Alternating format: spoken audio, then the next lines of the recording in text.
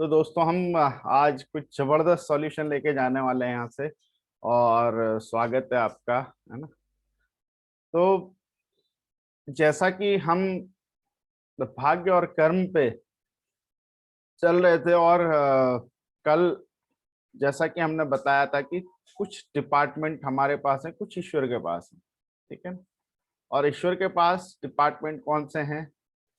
लाभ, हानि, जीवन, मरण, यश, अपयश। हम कुछ भी कर लें, हम कैसा भी कर लें, ये डिपार्टमेंट तो उन्हीं के पास है। और आजमा के देख ली, चैलेंज चैलेंज दे के भी देख लीजिए हमारे पास। लेकिन उससे भी सुपर दो डिपार्टमेंट हैं, है ना। उस जो ईश्वर के पास डिपार्टमेंट है, उससे भी बड़े डिपार्टमेंट हमारे पास है ना। तो हमारे लिए ईश्वर ने दो ये डिपार्टमेंट अपने पास रखे, तो दो बड़े डिपार्टमेंट हमें दे दिए। क्या? एक कर्म और एक, देखिए कर्म तो छोटा पार्ट है, बट हमें दो चीज बहुत बड़ी दी है ना, जिससे हम कुछ भी कर सकते हैं और कर भी रहे हैं, और बहुत सारे लोग कर भी चुके हैं। यानी बुद्धि, विवेक, है ना। तो बुद्धि और विवेक ऐसे तो हमारे पास दो ऐसे हथियार हैं जिससे हम कुछ भी कर सकते हैं। एनीथिंग, कुछ भी संभव है जिसके कारण इस दुनिया में। ठीक है। और कल हमने ये जाना था कि हमारे जो पूर्वार्ध होते हैं और जो हमारे हमारे पिछले कर्म होते हैं, जिसमें हमने अच्छे या बुरे किए हैं, उसके आधार पे हमारा आगे का भाग्य निर्धारित होते रहता है ना। अब एक तो कुछ लोग जो आपको लगता होगा बहुत अच्छे लोग हैं, और बहुत मतलब उनमें कुछ ज्यादा कमी दिखाई नहीं देती, है ना। और वाकई में वो अच्छे लोग भी होते हैं, लेकिन उनके पास एक से एक समस्याएं लगी रहती लगी उसी में बेचारे, कभी कुछ हो गया, कभी कुछ हो गया, कभी, मैंने ऐसे बहुत सारे लोग देखे। मैं तो मतलब उनके बारे में सोचने से भी कंपन होने लगती कि कितनी चैलेंज उनकी जिंदगी में आए, है ना। पर इतना टैलेंट, इतना सब कुछ होने के बाद भी चैलेंज आए, तो कहीं ना कहीं हमें ये मानना पड़ेगा पूर्वार्ध कुछ होता है। यानी पिछला जन्म की चीजें भी हमारे जन्म में आती हैं।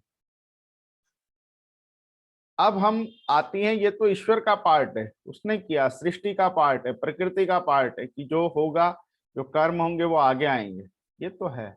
लेकिन आदमी दूसरी बड़ी गलती ये करता है कि पूर्वार्ध जब वो भुगतता है, तो उसमें आज की डेट में और गलतियां करते रहता है, और कर्म अपने खराब करते रहता है ना। और जैसा कि कल हमने डिस्कशन किया था कि हम इस चीज को कम कर सकते हैं अपने जप, तप, व्रत, है ना, दान, भजन कीर्तन, दान और दूसरों की भलाई से। इसका प्रभाव निश्चित रूप से कम किया जा सकता है। हो सकता है कुछ लोग इस चीज को माने, कुछ ना माने, बट सत्य तो यही है ना। और अगर हम, आप में से कुछ लोग इस तरह को करते होंगे, मतलब आप में से कोई भी व्यक्ति इन सब चीजों को करता होगा, या भगवान की शरण में होगा, या सबमिशन में होगा, या मानता होगा, या दिल से ही याद करता होगा, तो वो किस विकट जगह से कैसे निकलता होगा, ये आप में से कोई शेयर करना चाहे कर सकता है। वैसे ऐसा होता है, हमारे साथ तो होता है। तो जब देखो फिल्मों में भी दिखाते हैं कि जी हीरो की माँ को गुंडे ले गए, कुछ रास्ता नहीं मिल रहा हो, देवी की शरण में गाना गाता, तो कुछ होता होगा तभी बनाया गया होगा। ठीक है। तो बहरहाल मैं ये मानता हूँ ये होता है, वो फिल्म बनाए या ना बनाए, हम तो मानते हैं कि कई बार हम विकट परिस्थितियों में होते हैं और सच्चे मन से ईश्वर को याद करते हैं, तो हमारी वो समस्या समाप्त होती है। तो अगर कोई ये कहता है इन चीजों का महत्व नहीं, तो मैं उसको चैलेंज करता हूँ, मेरे साथ आए और करके देखते हैं इस चीज का महत्व है या नहीं है, हम डिसाइड कर लेंगे। क्योंकि इसका हम प्रमाण नहीं दे सकते, ये हम सिर्फ महसूस कर सकते हैं, इसलिए लोग ऐसा कहते हैं, है ना। अब जो ऐसा कहता है, मैं उसको एक ही चैलेंज दूंगा, ये बता दो हवा कहाँ है, दिखा दो मुझे। भाई जो हवा हम ले रहे हैं वही दिखा दो आप मुझे। तो हवा है, लेकिन हमें दिखाई नहीं देती, उसका अस्तित्व है, लेकिन ऐसी ईश्वर है कि जो मौजूद तो है, एहसास हो सकता है हमें उसका, उस ईश्वर का हम एहसास कर सकते हैं, लेकिन हमें दिखाई थोड़ी देता है। हवा की तरह है ईश्वर भी। ठीक। चलिए वो चीज से हम निकलते हैं और हम अब वैज्ञानिक दृष्टिकोण पे आते हैं। अब उस दृष्टिकोण से आने से पहले देखिए, कर्म का फल है, ये तो पक्की बात है ना। और जिसको इस जन्म में, कई बार हम सोचते हैं इतने बुरे काम करता, उसको फल नहीं मिलता, इस अभी नहीं मिलेगा, बाद में मिलेगा जरूर। मतलब देखिए, उसमें कोई दो राय नहीं। मैं शुरुआत करता हूँ एक कहानी से। कहानी का एक सच्ची घटना है ना। तो और बाबा नीर करौरी के बारे में शायद आप लोग जानते हो या ना जानते हो, लेकिन मैंने उन्हें बहुत अध्ययन किया है ना, और मैं उन्हें फॉलो करता हूँ, है ना। इवन दिन मैं उनके सबमिशन में हूँ। ठीक। तो 1969 के आसपास की घटना है, एग्जैक्टली याद नहीं। तो वहां पे वो मतलब अपने प्रचार में नहीं थे बाबा। वो पटक कहीं भी कभी भी कहीं भी पहुंच जाते थे, इधर पहुंच जाते थे, किसी भक्त के यहाँ पहुंच जाते थे। तो मतलब वो एक कोई मिलना चाहता था तो मतलब एक स्थायी जगह पे वो नहीं रहते थे, जिसकी मतलब ये समझिए किस्मत में होते थे, उन्हीं को मिलते थे, और उनके चमत्कार विश्व प्रसिद्ध हैं बहुत सारे। तो वो अचानक एक बार हल्द्वानी, नैनीताल का कोई गांव है, वहां पहुंच गए एक भक्त के यहाँ अचानक सुबह सुबह। और बैठ के, और वो जहाँ जाते थे एकदम साधारण से कपड़ों में, कंबल ओढ़े हुए, और जहाँ वो जाते थे, जो उनके भक्त रहते थे, वो जानते थे कि ये साक्षात इसमें कुछ शक्ति है, हनुमान जी का अवतार माना जाता था उन्हें। तो वहां पे दरबार लग जाता था। तो हुआ क्या, उन्होंने कहा कि उनके एक भक्त थे, शायद उनका नाम, अब नाम कुछ अलग अलग, पात्र के नाम अलग अलग हो सकते हैं, लेकिन घटना सच्ची है, चलिए मैं बता देता हूँ, कहानी ना रुके। तो उनके भक्त थे पूर्णानंद तिवारी जी। उन्होंने बोला कि जाओ जी, वहां पे जाओ, उस जगह पे, उस खंडर में, वहां पे एक टूटा मकान है, टूटे मकान के अंदर बुजुर्ग दंपति उन्हें पकड़ के लेके आओ। तो लोग गए लोग गए तो वहां पे पहले कोई नहीं मिला। बोले महाराज, उस टूटे से घर के अंदर जंगल के बीच में वो घर है, कहाँ कौन टूट फूट गया हो, तो कब का भूकंप में टूटा हुआ, में कौन हो सकता है। तो उन्होंने बड़े गुस्साई आंखों से देखा, तुम्हें समझ में नहीं आता, जाओ वो दरवाजा तोड़ो, खोलो, उनको लेके आओ। लोग गए तो देखा आश्चर्यचकित होकर कि वो बुजुर्ग दंपति वहां पे था, है ना। और बुजुर्ग दंपति वहां पे था, और उनको देख के उन्होंने कहा चलो, बाबा ने बुलाया। वो जाने को तैयार नहीं, बोले नहीं, हमें तो मरना है, हम तो यहाँ मरने आए हैं, और हम जा नहीं सकते आपके साथ। बोले नहीं नहीं, चलो, जबरदस्ती ले गए बाबा के पास। तो बाबा ने कहा ये बताओ कि तुम क्यों मरना चाहते हो, आत्महत्या क्यों करना चाहते हो। तो उन्होंने कहा, उन्होंने एक वृत्तांत बताया कि हम जो है साउथ के किसी स्टेट से थे, कर्नाटका से थे या तमिलनाडु से थे, है। वो बोले हम चार धाम यात्रा करी हमने, बद्रीनाथ के इधर सारी जो तीर्थ हमने करे, और कुछ अच्छी पोस्ट पे रहे होंगे बुजुर्ग। तो भाई एक सपना होता था पहले लोगों का कि भाई हम सारा कुछ अपनी जिम्मेदारियां पूरी करके अपनी तीर्थ यात्रा पूरी कर लेंगे, है ना।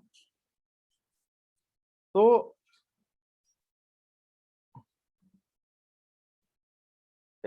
तो इस तरह से वो लोग जो है, उन्होंने पूछा कि भाई तुम यहाँ पे ऐसे क्यों वो हो गए। एक मिनट दोस्तों, हैं ये मेरा वीडियो कुछ गड़बड़ हो रहा है। किट्टू को बोलना यार जरा।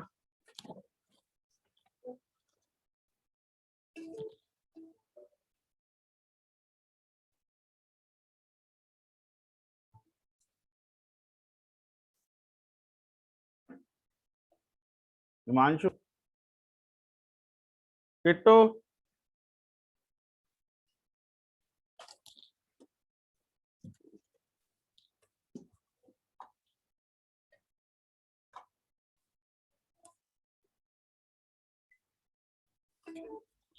अरे वो कैमरा नहीं चल रहा है।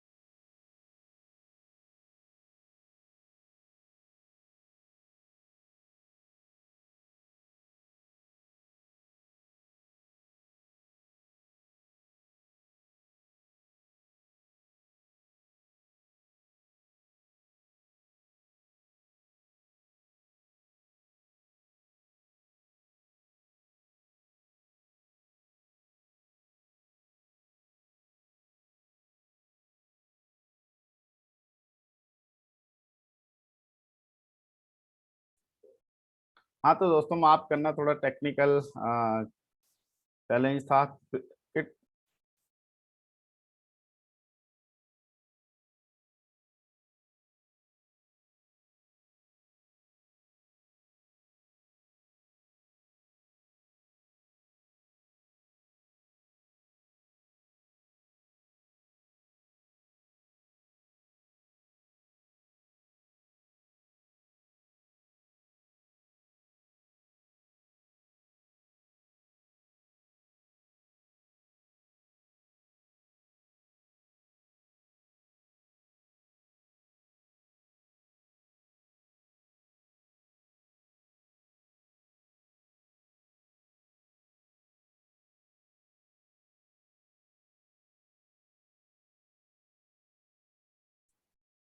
हाँ तो दोस्तों माफ करना, थोड़ा सा चैलेंज था टेक्निकल। तो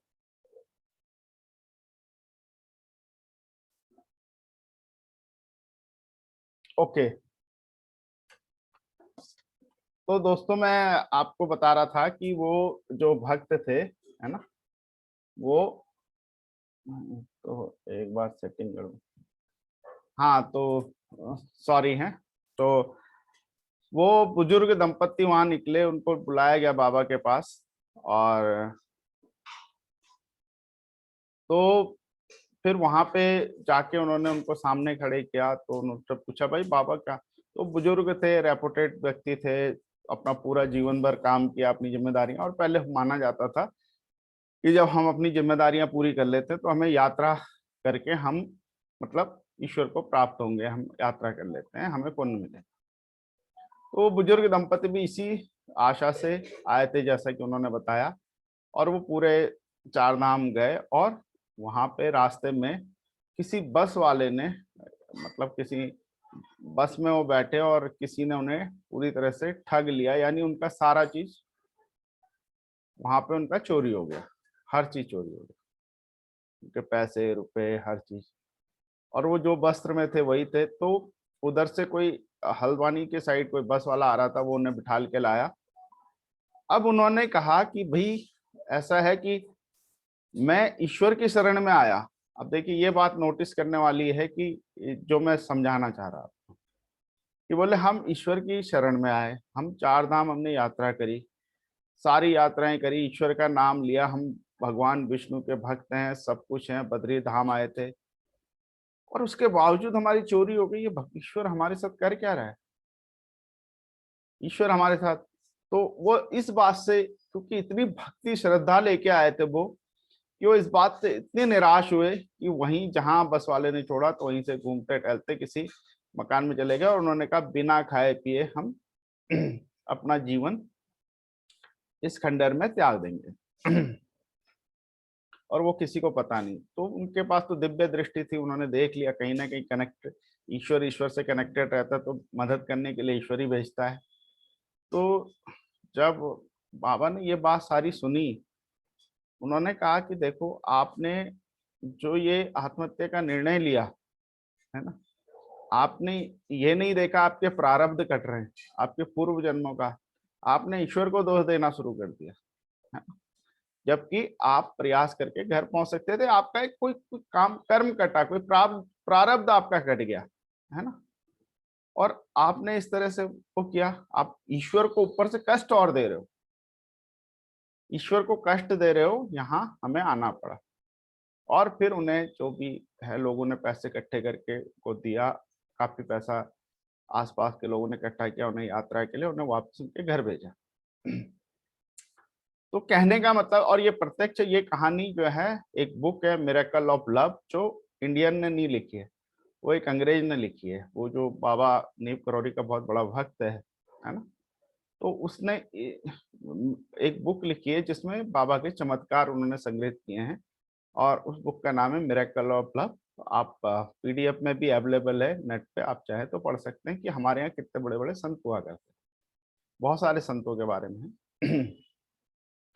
तो ये घटना अभी की है, ठीक है। अब हम सोचते हैं कि ये तो पौराणिक काल की बातें होंगी, पूर्व जन्म, इस जन्म, भगवान, धर्म, ऐसा लगता है ना गीता रामायण को देख के कि ये सब पुराने जन्म की बातें, पुराने टाइम की बातें हैं, 1000 2000 5000 10,000 साल पहले की बातें, 10-20 हजार साल पहले की बात।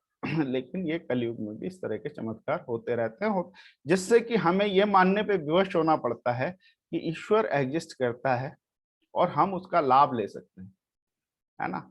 और सबसे बड़ी बात मैं आपको बताऊं कि जो भी इस पैनल में जितने भी लोग बैठे हैं, जितने भी हमारे साथ जुड़े हुए लोग हैं, है ना, तो वो लोग भाग्यशाली ऑलरेडी हैं। क्यों? क्योंकि किसी को बेसिक्स की दिक्कत नहीं है, रोटी कपड़ा मकान, है ना, चाहे किराए पे रहते हैं चाहे अपना है, पर है छत सबके ऊपर है, कपड़े सबको अवेलेबल हैं, रोटी सबको, तो वो व्यक्ति भाग्यशाली। यानी हमारे प्रारब्ध इतने खराब नहीं थे कि हमें इस जन्म में उसकी सजा भुगतनी पड़े।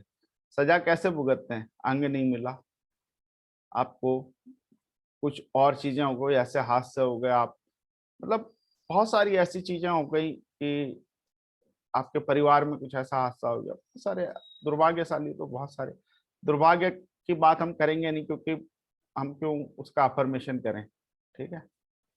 तो हम भाग्य की बात करते हैं, है ना। तो भाग्य हम लेके आए हैं, जितना भी लोग स्क्रीन में अवेलेबल हैं, है ना, सब भाग्य लेके आए हैं, और सबका भाग्य है। वही मैं फिर से कह रहा हूँ कि भाग्य उसी का है जो मौजूद है, क्योंकि बहुत सारे लोग किसी भी कारण से कनेक्ट नहीं कर पाए होंगे, कई लोग को कोई और चैलेंज आया हो, किसी को समय का चैलेंज आया होगा, कोई वो, तो देखिए कहीं ना कहीं यहाँ पे भी भाग्य मैटर करता है कि कौन जुड़ा कौन नहीं जुड़ा, इस पे भी भाग्य जरूर मैटर करता है।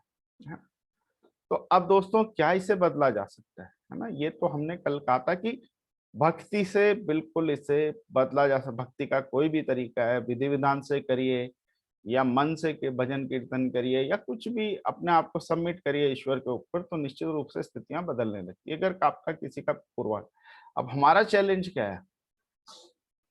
अब हमारा चैलेंज है दूसरा, है ना, इसमें हम भाग्य को नहीं कर सकते।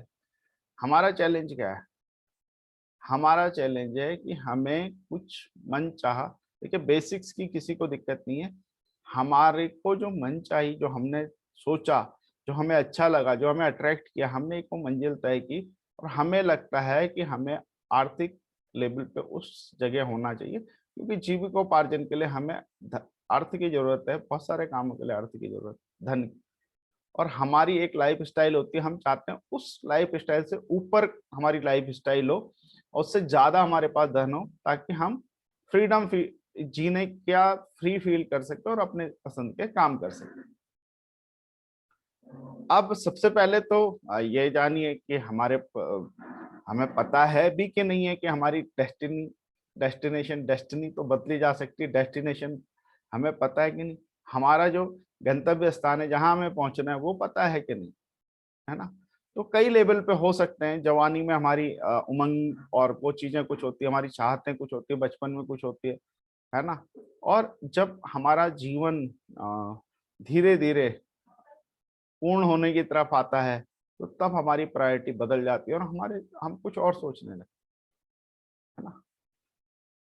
तो ये देखिए, हमें दो चीज तो कंसीडर करनी चाहिए कि जब हमारा जीवन समाप्ति की ओर आएगा, यानी हमारी बड़ी उम्र होगी, तो उस समय हम हमें क्या करना है? क्या हम पढ़े लिखे समझदार, पढ़े लिखे होना हो लेकिन समझदार इंसान तो है। अब पढ़े लिखे होना, उसमें सोने पे सुहागा है, सभी लोग हैं अपने अपने क्षेत्र में अच्छे पढ़े लिखे लोग हैं। तो हम उस चीज को समझ सकते हैं, सोच सकते हैं कि हम उस समय क्या चाहते हैं, है ना। और एक बैंक की बात होती है, डिपॉजिट। डिपॉजिट ना, जब हमारे पास पैसे थोड़ा सा ज्यादा हो जाते हैं तो हम क्या करते हैं? बैंक में जमा करते हैं, और बैंक जब जरूरत पड़ती है तो बैंक से निकालते हैं, ठीक। तो इस चीज में भी यही है ना। जब जब हम अगर उसी समय सोचेंगे कि यार हमारे पास डिपॉजिट क्या, हम उससे निकाल के खर्च करना चाहें तो नहीं कर पाते। तो ऐसे ही हमारे अच्छे कर्म, अपना स्वास्थ्य, अपना ये आज से हमें अच्छा बना के रखना पड़ता है, ताकि उस समय हम उस जिंदगी को एंजॉय कर सकें, ना कि बोझ की तरह जी सकें, है ना। अधिक बहुत सारे लोग ऐसे हो जाते हैं जो बोझ की तरह बुढ़ापा काटते हैं, है ना। तो अगर हम आज उसके बारे में सोच सकें तो हमें सोचना चाहिए, है ना, कि भाई उस समय जो है हमारे पास हमारे सत्कर्म डिपॉजिट है, हमारे अर्थ डिपॉजिट है, हमारा माइंड सेट, हमारा अध्यात्म, हमारी क्या क्या चीजें डिपॉजिट हो सकती हैं, तो वो भी एक सोच। तो अब भाग्य को बदलने की जहां तक बात होती है, तो हमारे अगर अपनी सफलता या उसके दो तरह से हम फेल हो सकते हैं। एक तो हमारे प्रेजेंट के कर्म हमें उससे मैच नहीं करते, हमारा भाग्य ठीक है लेकिन हम उस तरह के कर्म नहीं कर रहे हैं, और वो भी एक हो सकता है भाग्य की बात। तो हमारे कर्म कैसे वो कर रहे हैं कि मान लिया हम अपने सोच से, अपनी फिजिकल एक्टिविटी से और अपने डिसीजन से वो काम नहीं कर रहे हैं जो हमें अपनी मंजिल तक पहुंचाएगा, तो देखिए प्रॉब्लम हमें पहले तो सबसे पहले प्रॉब्लम है खुद में ढूंढनी चाहिए। भाग्य तो सेकंड लेयर पे आ गया। और अगर आपको लगता है कि आप कर रहे हैं या आप करने की सोच रहे हो और आपके बीच में बहुत सारी चीजें आड़े आ रही हैं, यानी कुछ ऐसी परिस्थितियां हो जा रही है आप कर ही नहीं पा रहे हैं, कुछ ऐसे है, तो दृढ़ता लाइए। और अगर उससे भी बात नहीं बन रही तो हम मान सकते हैं कि ये भाग्य का एक पार्ट हो सकता है जो खराब है। और उसको, और ये प्रारब्ध अगर है, भगवान ने सब कुछ अच्छा हमें दिया, पूरा बनाया, अधूरा नहीं बनाया, एक भी चीज की कमी नहीं की। वो बात अलग है हमने उल्टा सीधा खान पीन करके अपनी आंखों को कम कर लिया, लीवर को कम कर लिया, लेकिन भगवान ने तो पूरा दिया था। अब वो तो गलती उसकी नहीं है, कर्म तो उसने हमारे ऊपर छोड़े ना डिपार्टमेंट, बाकी तो उसके ऊपर है ना। और फल वो कर्मों के अनुसार देता है। तो अगर हमने कुछ चीज गलत की, यानी जाने अनजाने हो गई गलत, हमें नहीं समझती, हमें पता नहीं था, या पूर्व जन्म का हमें क्या पता हमने क्या किया।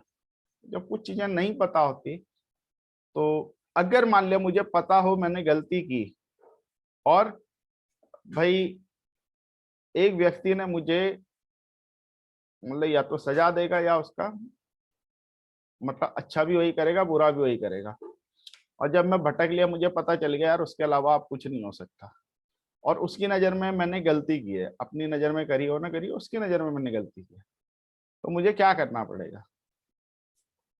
मैं उसके पास जाऊंगा, है ना, कहूंगा भाई पीछे चीजों के लिए माफ कर दे, जो सजा देनी हो दे दे, आगे का तो मेरा अच्छा कर, है ना।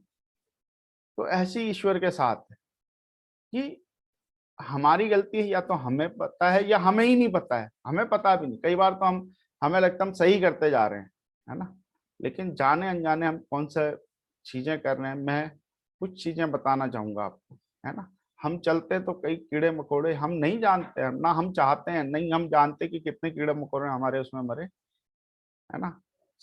हम अपने खाना खाने के लिए कितने प्रकृति का दोहन करते हैं, और जो मांसाहारी लोग हैं उनके कारण कितने जानवर मरते हैं, है ना। तो ये कोई जानबूझ के थोड़ी करता है, ये तो प्रकृति का संतुलन है, प्राकृतिक है, लेकिन करते तो है ना, कहीं ना कहीं हमारे जीवन के लिए तो है ना। तो जाने अनजाने ये तो मैंने एक दो काम गिना है, हजारों चीजें ऐसी हो सकती है जो हम अनजाने में, हम बिल्कुल नहीं चाहते किसी को पीड़ा देना, परेशान करना, जानबूझ के कर लिया तो वो तो घोर अपराध है, पर जाने अनजाने हमारे से बहुत सारे अपराध है। तो ईश्वर के पास जाएंगे, ईश्वर है, वही तो हमारे सजा भी हमारे कर्मों की दे रहा है, और वही हमारा अच्छा भी करे, वही अच्छा भी करे। तो सर्वप्रथम पहला नियम कि क्षमा मांगना सीखे, क्योंकि ईश्वर पहले पीछे का माफ करेगा तभी आगे का आपका कुछ अच्छा होगा, है ना। तो हम ये मुझे दरवेश जी ने एक बार डिस्कशन में बताई, वैसे तो मैं पहले भी मानता था, लेकिन उन्होंने बड़े अच्छे तरीके से, वो ब्रह्म कुमारी से जुड़े हैं तो हर जगह से अच्छी चीजें उठानी चाहिए। तो उन्होंने कोई उनका टॉक सुनी होगी, कोई उनका सत्संग सुना, और उसमें उन्होंने सुना और वो चीज अप्लाई भी किया उन्होंने, और मैंने भी किया, लेकिन कंटिन्यू नहीं रह पाया, बट अभी मैं उसमें काम कर रहा हूँ। तो क्षमा, हे ईश्वर, मैंने जाने अनजाने इस जन्म में या पूर्व के किसी भी जन्म में कोई भी मेरे से जाने अनजाने कोई गलती हुई हो, भूल हुई हो, तो माफ कर दे। और जब हम माफी मांगते तो क्या होता है, जल्दी माफी मिलती, ठीक है। और दूसरी बात, हे ईश्वर, जो आपको सजा मंजूर है दीजिए, मैं खुशी खुशी लेने को तैयार। यानी जो कोई विपत्ति परेशानी आए तो उसको खुशी होके सही है, क्योंकि उसको मैं खुश होने की ये बात है कि हमारा प्रारब्ध तो कट रहा है।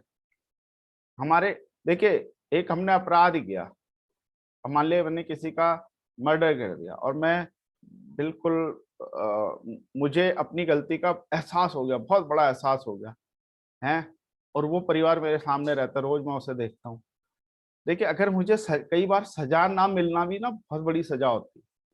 कई बार अगर वो दोस्त के लिए मुझे 2 थप्पड़ मार के चले जाए, घूंसे लात मार के चले जाए, ये करके गाली गलौज अपना सब निकाल के चले जाए, तो मुझे रहेगा हाँ यार, मैंने इसको मारा तो उन्होंने भी मुझे जो भी कर सकते थे उन्होंने मेरे साथ किया।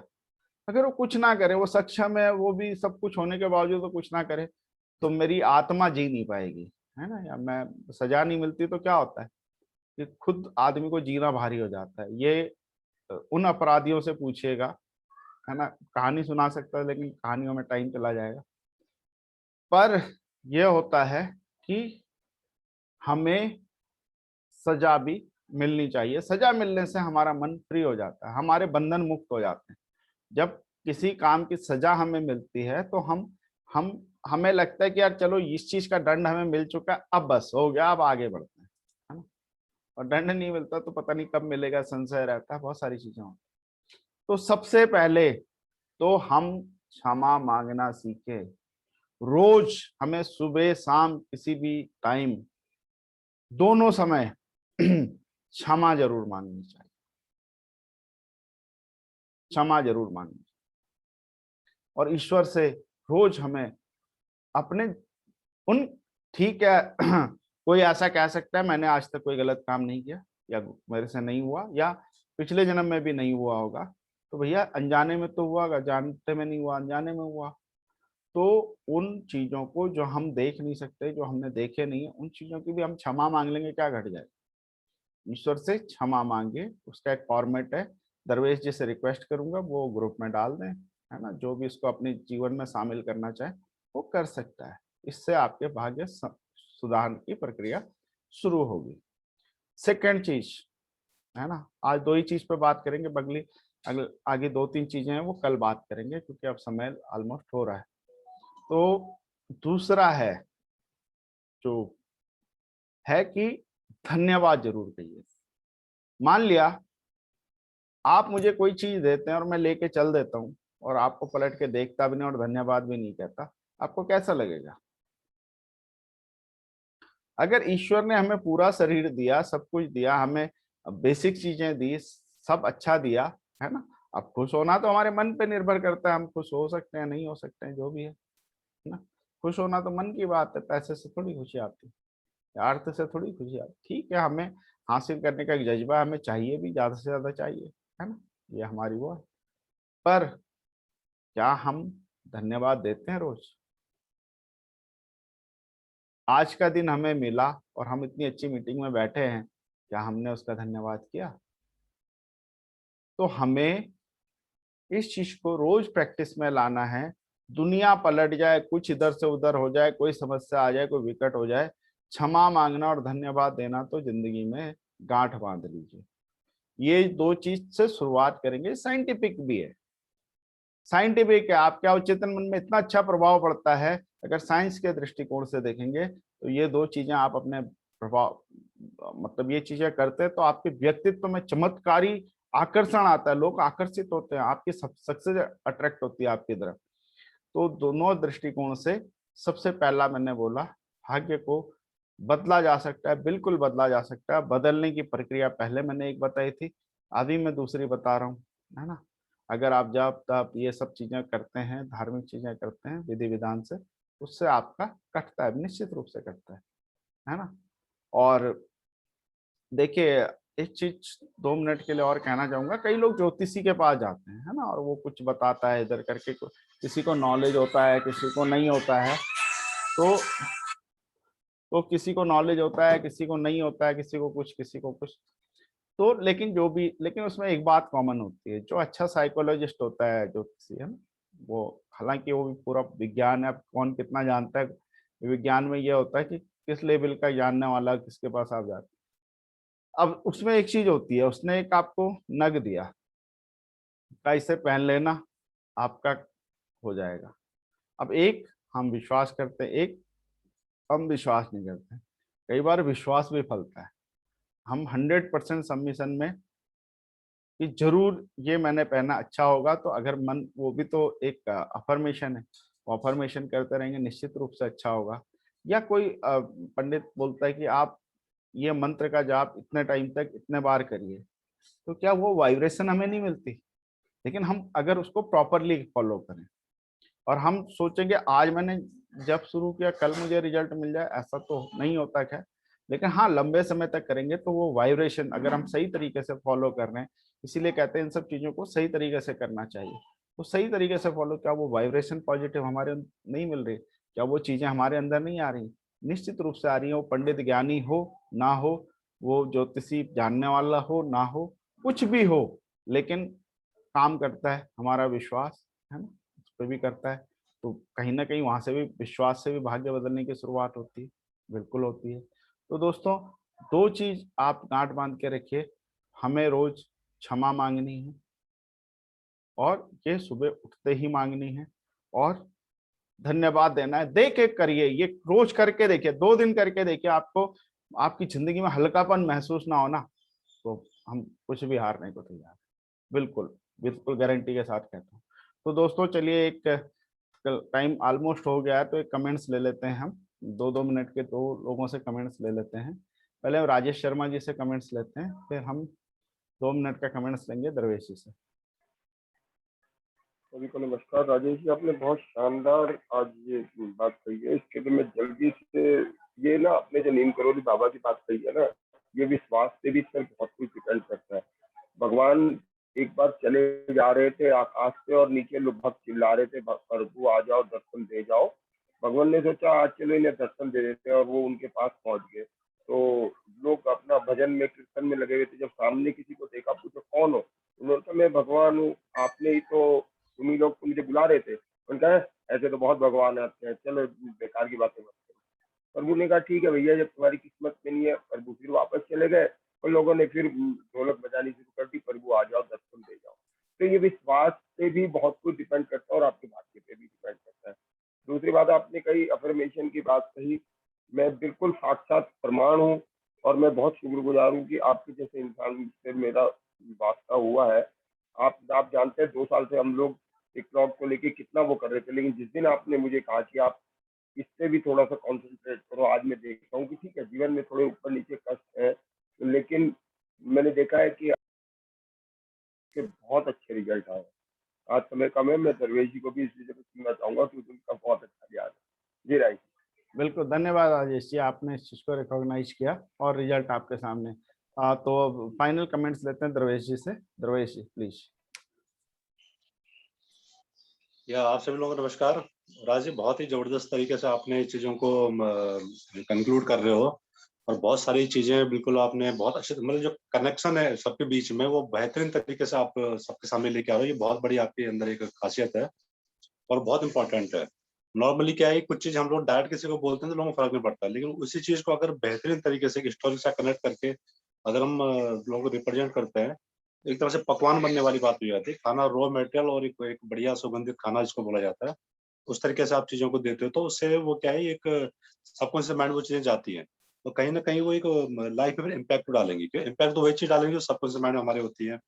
और कुछ कुछ चीजें आपकी बहुत अच्छी रही आज की, जैसे हम डिलेड ग्रेटिफिकेशन की आपने बात करी है। हम कुछ आज कर रहे हैं लेकिन रिजल्ट नहीं दिख रहा है।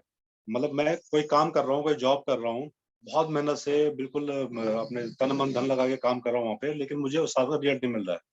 लेकिन क्योंकि वहां पे ये हो सकता है कि मेरा वहां पे क्या है, कुछ कर्जा रहा होगा अपना, जो मुझे हिसाब किताब पूरा करना है।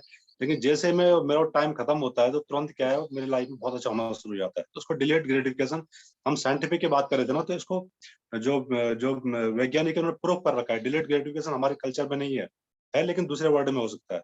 लेकिन साइंस साइंस ने इसको प्रूव कर रखा है, डिलेड ग्रेटिफिकेशन बिल्कुल होता है। जो फॉरेन के बहुत सारे रिसर्चर है, तो ये वही चीज होती है कि हमें कहीं से मिला, मतलब काम कहीं और किया, कर्म चुक तो कहीं और हुआ हमारा, लेकिन रिजल्ट हमें कहीं और से मिला। जैसे बैंक बैलेंस का आपने अच्छा एग्जाम्पल दिया।